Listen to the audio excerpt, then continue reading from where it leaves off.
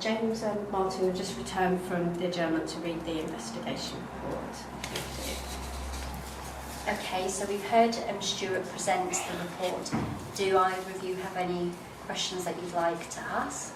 So this is about specifically about the investigation. Questions. Not at the moment. Obviously, I want to see. Obviously, you come through your points, and I'll just comment on the points of, which people are made and all that, and try as best as I can. Okay. Yeah. All right then. Okay. Is there anything that Martin you'd like to? No, I mean, I think we'll sort of just be looking to have perhaps a bit more of a discussion about the allegations shortly, but in terms of the actual process of the investigation, I don't think we've got any comments on that. Okay, so would it be helpful if you just go through the report then? Should we do that, and then that gives an opportunity to ask any queries that you might have. Okay. Okay, so if we go straight to key findings of the report regarding allegation 1. I'll just read it out, shall I? And then we can, if you've got any specific questions. So James had placed a Christmas tree on the back of his van, which he was told to remove. James was also asked to remove 2 monkeys from his van. The evidence shows a clear failure to adhere to the instructions given to remove the items from the van. James was asked several times to remove these items, and then there's some emails that have been cross-referenced by more than one member of staff. And although the item was removed each time, it appeared in a different location or reappeared at a later time or date. James did bring evidence to his interview in an attempt to mitigate the allegation and maintains he did remove each item when asked. However, not all photos were submitted by James, and as the investigating officer, I had to show him that we did in fact possess all the relevant photos. A Facebook post stating, "Repo, it must have snuck back on some time today, must be missing me," on the 11th of December, one day after being told to remove it. And then again, I think there's a quote, "It must be noted that the picture on the 10th of December isn't James's van, the monkey was not attached and it was a photo opportunity only." Okay, anything on that particular one? It's the same as Christmas tree. As soon as they told me, I went straight home, cut all the cable ties off and took it off. The monkeys, same again, just photo opportunities.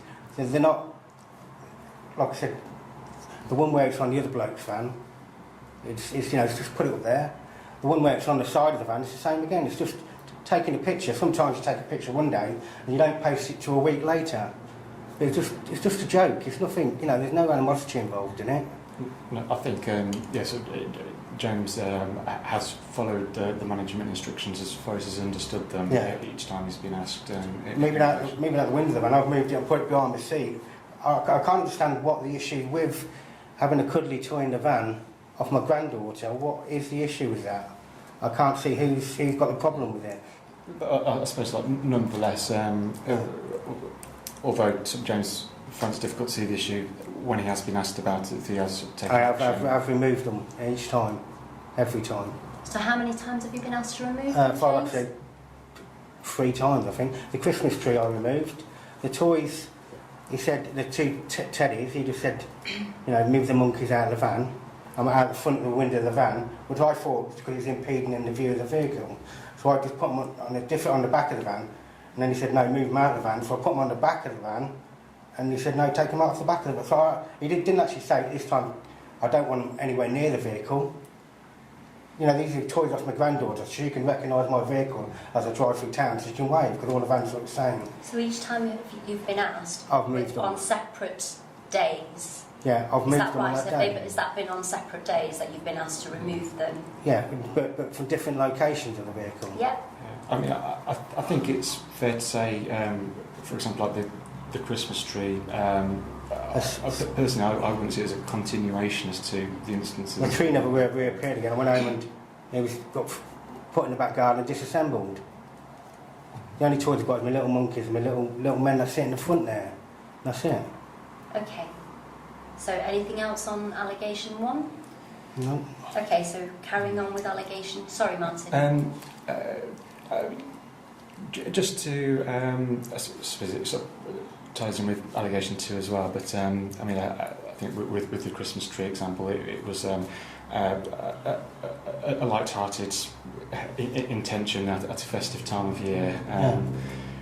And the monkey was dressed up as an angel at Christmas, a halo on and a pair of wings. There weren't, there's no, every year for the last 4 years, I've decorated things on my van over Christmas. It's not like it's just a one-off thing. Every the last 4 years, they've done exactly the same. It's just a guy getting the Christmas spirit, and it's just the way I am. Sorry. And yes, just said, as James already pointed out, it was rectified immediately once it was pointed out. Yeah.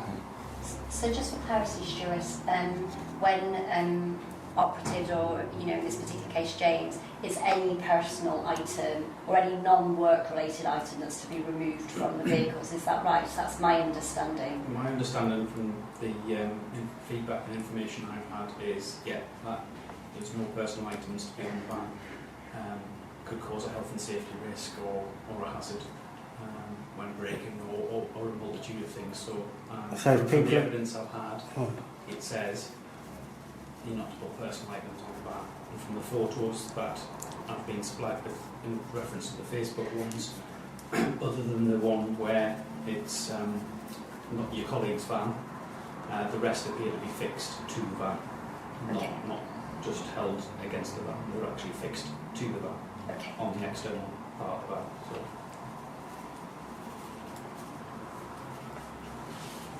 Thank you. Allegation 2, I'll just carry on reading.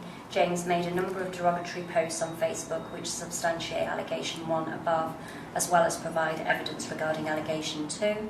See comments below taken from Facebook. James maintains that these comments were made in a light-hearted manner and meant as a joke, and were not meant as disrespectful or derogatory, which this may be the case given the nature of the photos, i.e. that RBC logos are clear, and in fact James is also displayed clearly, although this is not his van, and their relation to allegation 1, it could be easy to establish the organisation he's talking about and potentially the staff members he's referring to. There's a reference back to the Facebook post, and then there's some bullet points there about quotes, which is, I've been told I've got to take my Christmas decorations off the van by management. Grinch rushed out of the office this morning like I've just murdered his cat, taking pictures of it, some sad people about. And the Grinch has been out this morning. I think that's a mistype. Mamie take Cosmo and repo of the van, bar humbug. Is there anything so I appreciate what you said earlier, Martin. Is there anything else you'd like to say? On that, there's two photos. There's one of the photos of the Christmas tree where obviously you're saying about the Grinch and all that.